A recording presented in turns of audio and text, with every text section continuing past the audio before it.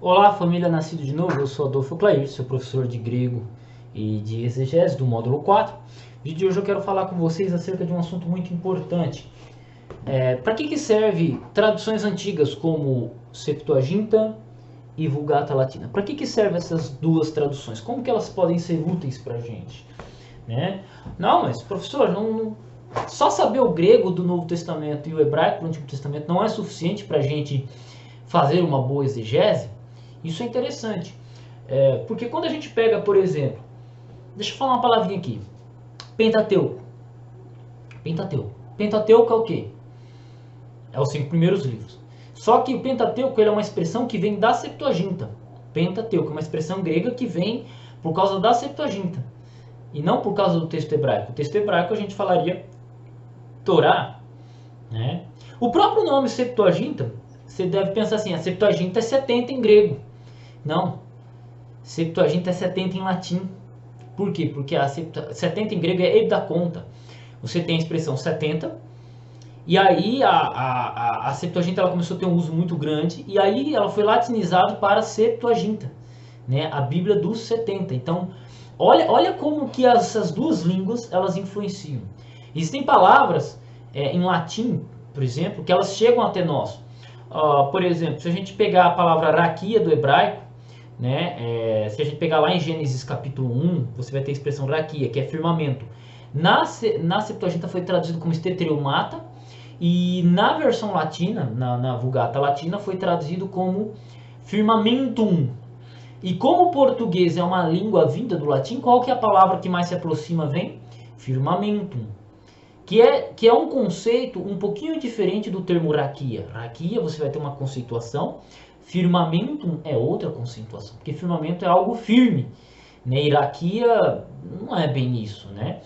Eu poderia pegar vários outros elementos, por exemplo, a expressão unigênitos, né? Se você pegar a palavra monogenes em grego, né, o filho monogenes, né, que o filho monogenes, na Septuaginta foi traduzido como unigênito, que é o Deus enviou seu filho unigênito várias vezes. Só que a palavra monogenes no grego, unigênitos, quer dizer gerado, quer dizer criado. Só que monogenes, ela não tem essa acepção de ser gerado ou ser criado, mas ela tem a acepção, um conceito de ser único de sua espécie. Então Cristo, ele na sua encarnação, ele era o único de sua espécie. Porque Deus enviou o seu Filho único em sua espécie, para que o mundo fosse salvo por ele. Porque se a gente olhar para Jesus Cristo, ele é uma figura única. Né? Por isso que ele é chamado monogenes. Como assim? Ele era a ligação entre o divino e o humano. Enquanto que nós somos apenas o lado humano, Deus o lado divino, Cristo ele é essa ponte que liga tudo isso, que foi a separação feita pelo pecado. Né? Então, a palavra monogenes ela tem uma acepção no grego, mas ela foi traduzida como unigênitos no latim, do latim passou para as traduções em português, e a gente tem uma concepção errada. Então, um pouco de conhecimento do latim, um pouco de conhecimento acerca da Septuaginta ajuda muito na evolução da sua exegese, na evolução, na construção da sua exegese. Certa feita, eu vi um vídeo de um cara falando que a gente tinha que remover a expressão Eli lama sabachthani das nossas Bíblias. E por que tinha que ser feito isso? Olha que louco, até gravei um vídeo falando sobre isso, Eli lama sabachthani, você aprendeu certo, é o nome do vídeo. O que acontece? O cara, ele pegou Eli lama sabachthani, que é uma citação do Salmo 22, ele foi lá para o Salmo 22 em hebraico, falou, ó, tá vendo? O Salmo aqui, ó, no Salmo capítulo 22, verso 2, aqui não fala nada disso que está dizendo lá. Então é um erro, isso aqui eu não sei de onde o cara tirou, o cara falou isso. Só que ele se esqueceu de que no período do Novo Testamento, no contexto de Jesus, a língua que ele falava era aramaico, uma das traduções que ele utilizava para ler a Bíblia era a versão em aramaico, e a transliteração que está em grego, Eli lama sabachthani, é uma transliteração do Salmo 22 em aramaico e não hebraico. Porque na época de Esdras, você teve a tradução das escrituras, o início, ou pelo menos o início da tradução das escrituras, do hebraico para o aramaico, que foi conhecido como Targumins. Né? Como Targumins. Né? E posteriormente, século IV, século V, você vai ter traduções como Peshitta, e entre outras, velhas siríacas e tal. Só que o desconhecimento do cara de analisar o contexto do Novo Testamento e analisar com relação ao Salmo 22 e ver no aramaico, só dele não ter visto no aramaico, ele já cometeu um erro.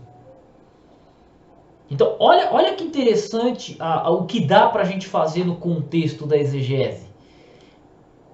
Tá? E eu só queria falar, eu estou só falando da importância o quê? Da Septuaginta, da Vulgata Latina, joguei um pouquinho de aramaico aqui, só para você entender o que é exegese. Só para você ter noção. Por exemplo, se você for estudar o livro de Hebreus, você vai ter que olhar muitas citações que são tiradas da Septuaginta. Se você pegar a sua quinta edição revisada, do Novo Testamento grego, quinta edição revisada, por exemplo, e você for nessa página aqui, ó, é um capítulo muito interessante. Índice de citações, essa parte aqui, você vai ter alguns versículos que aparecem como LXX, que são citações diretas da Septuaginta. No Novo Testamento elas são citadas, são citações diretas da Septuaginta. E temos aqui índice de alusões verbais e paralelos verbais. Aí, por exemplo, quando a gente olha para o livro de Hebreus, por exemplo, boa parte das citações do livro de Hebreus são da Septuaginta. Você vai ter a citação de Deuteronômio 32, verso 43, Salmo 104, verso 4, você vai ter Salmo 102, 25 a 27, você vai ter Salmos 8, capítulo 4, verso 4 ao verso 6, são todas citações da Septuaginta no livro de Hebreus. Isso tudo é muito importante. Então conhecer a Septuaginta é interessante. E às vezes, dependendo da tradução que você vai analisar, conhecer o latim é importante. Por exemplo, de onde você acha que veio o nome Lúcifer? Lá em Isaías 14:12, só tem uma tradução em língua portuguesa que traz Lúcifer, que é a Almeida Corrigida Fiel. Mas Lúcifer não é uma expressão que vem do hebraico ou do grego. Lúcifer é uma expressão que é usada na Vulgata Latina, lá em Isaías 14:12. E não só em Isaías 14:12, mas também é usado em 2 Pedro, acho que 1:19 ou 2:19, não sei bem. E você tem mais um uso da palavra Lúcifer em um outro livro da Bíblia. Por quê? Porque em latim significa aquele que porta a luz, ou a estrela da manhã. Só que em Isaías 14:12, os tradutores preferiram trazer do latim, não do grego, não do hebraico. Então, olha a importância de conhecer essas traduções antigas, de conhecer, de contextualizar. Tudo isso cai na sua pesquisa exegética.